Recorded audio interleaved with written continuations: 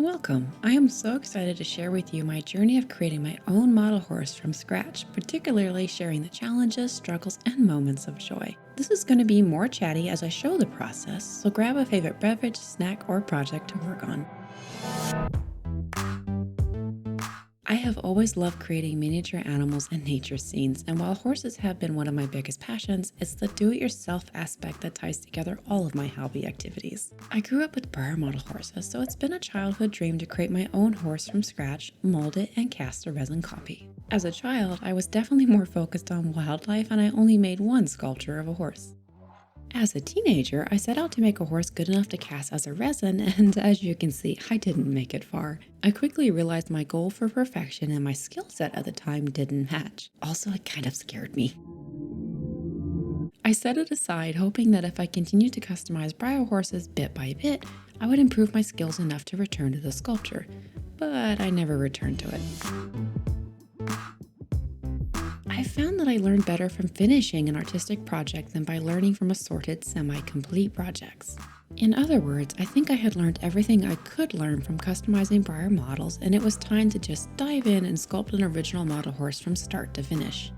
This time, I made sure my goal was to finish this horse regardless of my skill level. I went into this with the mindset that even if she came out imperfect, I'll know exactly where my skill sets stand, what are my strengths, and what are my weaknesses. Then I could decide what I needed to work on. Now, of course, you know from the thumbnail that she came out quite alright, but when I was filming this, I was definitely holding my breath in fear, wondering if she was even going to work at all.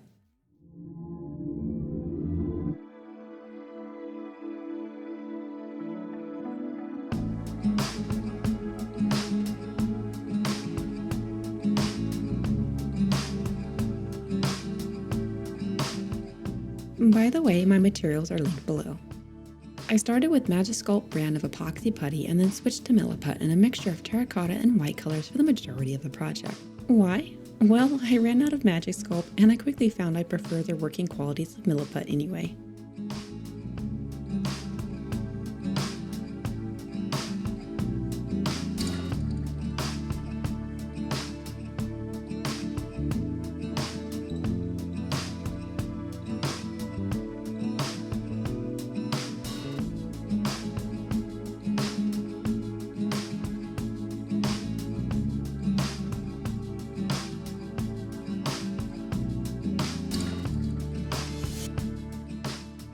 Pretty much as soon as she stopped looking like a bug-eyed monster and more like a real horse, I began to think, hey, that's actually not that bad. Maybe I could cast this. Should I try to push myself? And here perfectionism returned, but this time I treated it more like a partner or friend. It certainly felt like that friend who speaks too bluntly and perhaps says what you don't want to hear, but they say it because that friend wants you to be the best version of yourself you can be. And much like how I approach a friend like that, I listened to perfectionism and approached what they were saying as suggestions. I could try out the suggestions, see if it worked, or I could choose to ignore the suggestions if I felt it might get in the way of completing the horse.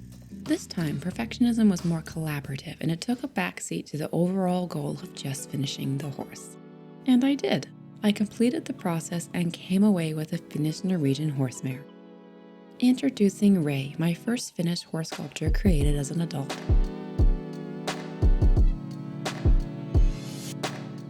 I often hear the advice that people should wait before spending the time and money to mold and cast a resin. The general advice is to wait until you have a perfect sculpture and get as much feedback beforehand to help achieve perfection. On one hand, this is a good idea because a lot of time and some expense goes into mold making and casting. However, I feel this is best suited if your goals are to make or sell a highly realistic sculpture. On the other hand, people will buy different styles of sculptures, not just ultra realistic.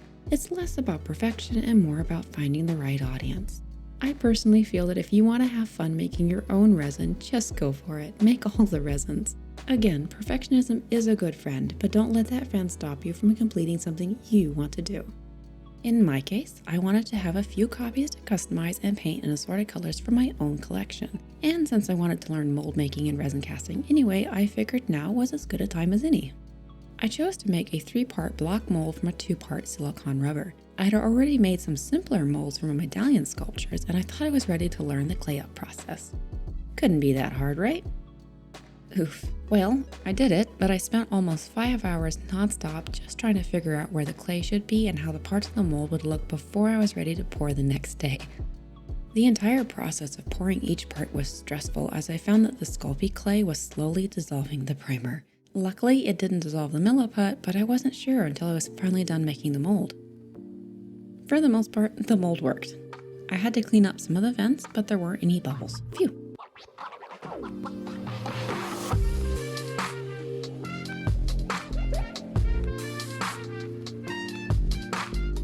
It wasn't a perfect mold as there was a spot by the vents that leaked resin. Gosh, mica powder really emphasizes my failure. Luckily, this didn't result in the horse itself leaking, so technically the mold was usable. The first pull was lovely, except the wire support for the front legs didn't stay in the front legs. Oh well, I'll customize this one. I skipped the wire support for the second pull. I love what a little bit of blue mica powder does for the resin cast. It's so pretty. The third one I skipped putting mica powder into the resin and instead used it to dust the mold. That's a pretty shimmer. And look, the wire stayed in place this time.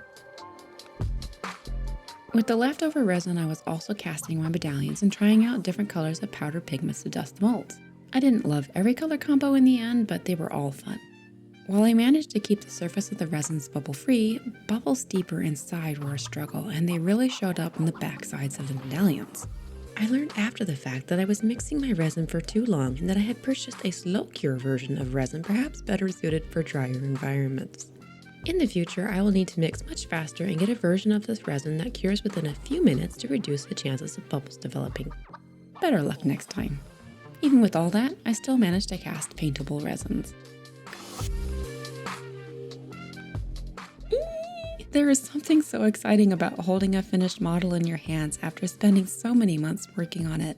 This entire process took me a little over a year and I learned so much from it. I can't wait to get started on painting my copies. That's probably best saved for another vlog, so I'll let you get back to your day. I hope you enjoyed this and thank you so much for watching. Bye!